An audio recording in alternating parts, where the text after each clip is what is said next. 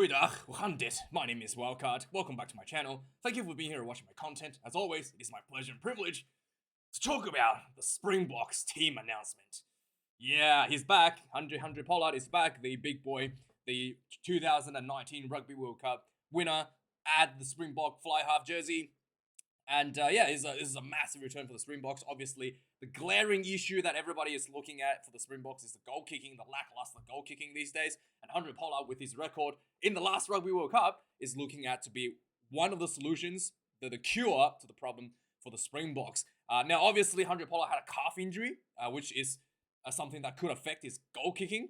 And also, we can remember that his performances before he was injured for the Springboks was a bit of 50-50 with the goal kicking as well. So not quite sure how he's gonna fare with his return. We'll have to, this is obviously the chance to test out what sort of recovery, what sort of form he's actually in under pressure in a test match. And this will be a very, very important match for Handre Pollard if he pulls up good, showing that especially those long range goal kicks, if he can nail those over, the management will be very happy to have him on the bench and to just put him on the field in the dying stages of the game and nail those long-term kicks and get that crucial points on the board for the finishing of the game. So with that being said, obviously the change came through because the injury to Malcolm Marx, who was ruled out due to an injury during training, and the Springboks coaching staff had a look at the current availabilities of the hookers, which consists of Dion Fourie, Bungi Mbonabi, and Marco van Staden as an additional. And they determined that is enough for the rest of the tournament, with obviously the only option you can call up is probably what's his name, Joseph Dweeba. So they probably didn't think that was a needed option for the Springboks and have decided to call up Handre Pollard instead as an addition. So that is kind of interesting what's going on in the Springboks camp, and we'll have to see what's the game plan is going to be. The team is announced. There's lots of changes in the team. A quite interesting setup here. A lot of people playing in interesting positions, and so let's have a look at who's in and who's out. So obviously with this game, with Handre Pollard coming in at number 10 position, I think one of the key focuses when it comes to the penalties, with the very long range ones, like around the 50-meter mark, I think the coaching staff will go for the penalty. But if the kick is really close, I think they actually might go for the set piece, like in a scrum or for a line out. So it's a little bit one of the interesting. It would be one of those interesting. I think it'd be one of those more interesting decision making on the field this weekend, because like typically a closer and easier kick, you might want to take the 3 points, and I think the Springboks will take that opportunity to try to get a bonus point, to get a try on board, to milk another penalty, to get a try on board with set piece pressure. But whereas the longer ones, when typically you will try to go for the lineouts to set yourself up, they'll probably want to use that opportunity to test out Handre Pollard's goal kicking. So yeah, that's kind of like my predictions on what's the game plan is going to be for the Springboks in terms of those decision makings. But yeah, let's have a look at who's in, who's out. Coming number 1 position, Ox Incha has been tremendously good for the Springboks coming off the bench in those set piece. Almost immediately, every time he gets on the field, there's going to be a penalty for the scrummaging. But this weekend, he's going to be up against the Tongan captain. I can't remember his name. He's massive. He's like 145 kilograms. He's just an absolute monster. And he was giving the giving the Scottish scrum fair bit of trouble on the weekend. So that's going to be a massive matchup for Incha. Incha is a little bit shorter at 173 centimeters. So that could give him a little bit of advantage. But this is gonna be a really difficult match for Incha to compete with, and we'll see how that goes. Number 2 jersey, we got Dion Fourie comes in. That's a hooker position. I think the management has realized that they have taken Dion Fourie's lineout throw for granted, and really hasn't been giving him any opportunities at throwing the lineouts. Like very few opportunities at throwing the lineouts, which has exposed Dion Fourie being a bit rusty during the game against Ireland. There was a lineout very close to the try line, where he's just thrown in not straight, and that's just purely because of pressure and just a lack of game time as a lineout thrower for Dion Fourie. And I think that the Springbok coaches have recognized that, against Romania, they actually only had Dion Fourie do like maybe 2 lineouts, maybe 3, and then the lineout throws are passed to Marco van Staden to give him more time in that throw. And I think the Springboks coaches are starting to realize, Dion Fourie, despite 10 years of experience as a hooker, maybe still can have still can't just take that for granted and let him have more time in those line-out setups and give him, that confidence back in throwing those line-outs in those big games, in those test matches. Coming number 3 position, Vincent Koch, one of my favorite players in the game. He has been injured for a while as well for the Springboks. To see him return for this game is really, really huge. And also, he is one of my favorite players, and really good to see him on the field today in the number 3 jersey. Evan Etzebeth comes in at number 4 jersey once again. He will be carrying the lineouts this weekend. He's pretty much the primary option in the lineouts. Alongside of him is Marvin Ory, who has been kind of falling out of favor for the Springboks since the return of John Klang and Achis Neyman. And this will be an opportunity for Marvin Ory to keep himself intact, in touch with the players in terms of skill level. So this is a big game for Ori as well to get that more exposure of game time.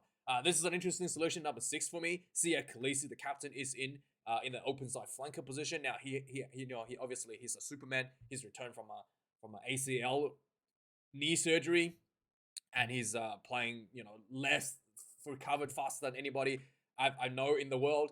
And I really felt like this is probably a bit too much risk to take for management, because they really don't need him. And Tonga is a very strong and brutal physical team. And obviously Sia Khaleesi is a Superman, but I still feel like this might be a risk, a little bit too much for the Springboks. But yeah, it is what it is. He's going to be an open side flanker position. If anybody's going to be okay, it's going to be Sia Khaleesi. He's one tough son of a gun. At number 7, we've got Dwayne the Rock Vermeulen comes in for the Springboks in the blindside flanker position, and he will obviously be the 3rd liner option. Someone can please tell me, because I know that Dwayne Vermeulen is a liner option in the past. Like, I've seen him jump for the Springboks, but I actually don't remember seeing him as a liner option in recent times. In the last at least 12 months, I don't think I've seen him as a liner option. Like, let me know if that's wrong, because I honestly can't recall a liner the Dwayne Vermeulen. Obviously, it's probably just me. But let me know if he has been a lining option for the Springboks recently. But this will be definitely an opportunity for him to kind of get back into that rhythm, get back into get back into that line out jumping as he has done in the past for the Springboks. At number 8 jersey, Jasper Wiese, the big man, gets that number 8. Always just massive, powerful run up, always physical. I love watching him play. Every time he plays, he looks like he looked like a freight train, out of control. He's just so good, so brutal, so physical. Always fun to watch. Jasper Wiese. In the back line, obviously, Kobus Reinach has really shown the Springboks the talent that he's got. He's just world class number 9, world class winger. The speed, the agility, the skill set that this guy's got is just tremendous, unbelievably good. Kobus Reinach, and he's gonna be next to his old mate, Handre Pollard, and this is a very solid combination in the 9-10 combo. Two very, very talented players. Reinach with that speed, and Handre Pollard with that more methodical style of rugby that Springboks likes to play. And like I said, the goal kicking is going to be a big thing that they look out for, especially in the long range goal kicks from Pollard, and see how he handles. He was reported at 25% before the Rugby World Cup, but now he is obviously, further along in his recovery. He should be at 100%, and I think he's going to be, it's going to be okay. He's been with the training group as well, so he's not out of the loop, so he knows exactly what's going on in the team. And very, very interesting to see how he fares. And he's got, his man, Marco Zulu Mapingpi, comes in number 11. The guy that we played with in the Rugby World Cup final in 2019, and obviously long-term teammates now. Number 12 is an interesting outside centre for Handre Pollard, Andre Esterhuizen. I'm not sure if Pollard actually played with, that much time with Esterhuizen before. They have obviously been teammates. Obviously they've played in training, but I don't know the last time they actually started in a test match in 10 or 12 jersey like this. It would have been, it would have been before the 2019 World Cup. Definitely not in the last 4 years that I can remember that Esterhuizen has started next to Handre Pollard. I think this might be the first time in at least the last 4 years they play next to each other. And another guy that Handre Pollard has never played with is Keenan Moody in the outside centre position. And I don't even know if Handre Pollard played with Keenan Moody at the winger. Again, very, interesting setup here. Obviously, Esterhuizen and Kana Moody, the outside, the center combinations is more of an offensive one compared to Jesse Krill and Damien Dialenda, more of a defensive one setup. A lot of people think that's kind of like the thoughts here. Kana Moody with a bit of a space out of 13 jersey is so dangerous, so threatening as always. And Andre Esterhuizen is very, very good at breaking the gang line and setting up, creating that space for Kana Moody. So this is a very, very interesting combo and a very exciting combo to, again, watch this weekend. Grant Williams has once again come in at number 14 jersey. He did exceptionally well against Romania, showing that absolute incredible injection of speed that he has. Out of, not just a world-class number 9, but he's also a world-class number 14 winger. Finally, Willie Leroux comes in at number 15 in that fullback position. His performance against Romania was less than memorable, just to say the least. So he's going to be near the big game in this match, and he's going to be moving up as a playmaker to assist Handre Pollard in their attacking options as well. So interesting to see that setup once again. In the back line, in the reserves, Marco van Staden is putting as a reserve hooker for the Springboks. Again, like I said, I think they probably want Leon Fourie to do most line-out throws. Marco van Staden may get a few in the second half. In fact, I think that Dion Fourie might actually move to flanker in the second half instead of just coming off. I think Fourie might play the full 80 minutes and do all the line-out throws. That's my predictions. So Marco van Staden might get like maybe 1 or 2 at the end of the match for line-outs. But I think the majority of the line-outs will be done even when van Staden is on the field with Dion Fourie, because the management really wanted to make sure that Dion Fourie don't, mess up the lineouts again 5 meters down from the try line. Yeah. Steven Kitshoff comes in number 17. I want the best loose head prop in the world at the moment, in my opinion. Number 17, Trevor Nyakani gets another shot at the tight head position off the bench. Franco Moxley gets moved down to the bench to the number 19 jersey. And Huaga Smith gets that opportunity to finish the game in the number 20 jersey for the Springboks as an additional loose head forward. Number 21, Jaden Hendricks finally gets another shot in the reserve number 9 position. He was once one of the most prominent players for the Springboks in number 9 jersey. Obviously, with Reinach and Faf de Klerk so in form right now, Jaden Hendricks is just having to take the reserve spot at the moment. A man in the box will come in at number 22 for Handre Pollard, just in case the wheel falls off the car. But man in the box is a completely different style from Handre Pollard these days, more of a playmaker, and we'll have to see we'll have to see how much time they're going to give Handre Pollard this weekend. And finally, Jesse Krill will come in at number 23. The guy, I'm interested that I have Jesse Krill here and not Damien Willemse. I think with that, obviously with this sort of setup, it could mean that maybe they're going to move Lebok to fullback.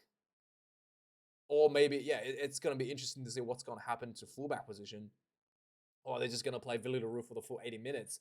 It's not impossible. Willie Leroux has done that before. So Jesse Krill will go on in the outside center and Kana Moody will come off. And I'm interested to see how they're going to set this one up. But that's what the management has settled on with Jesse Krill. And obviously Jesse Krill is a world-class winger as well, so they could just put him a win at some point. So interesting setup here for the Springboks. I would like to see how they shuffle things up. This will be a very physical match for Tongans, but Handre Pollard will be tested, and we'll have to see. We'll have to see how this game goes. This should be a win for the Springboks with a bonus point, and but it will be a brutal match. The main thing coming out of this match is no injuries, no red cards, and that'll be a massive setback if any of those occurs in this match. But anyway, let me know your thoughts, guys. Like, comment, subscribe. Thanks to all the guys who support me with their Patreon and YouTube membership and donations and Super Saying. Thanks. Really do appreciate your financial support. Thanks for watching, guys. Have a good one, and have a good one. See you guys later. Cheers.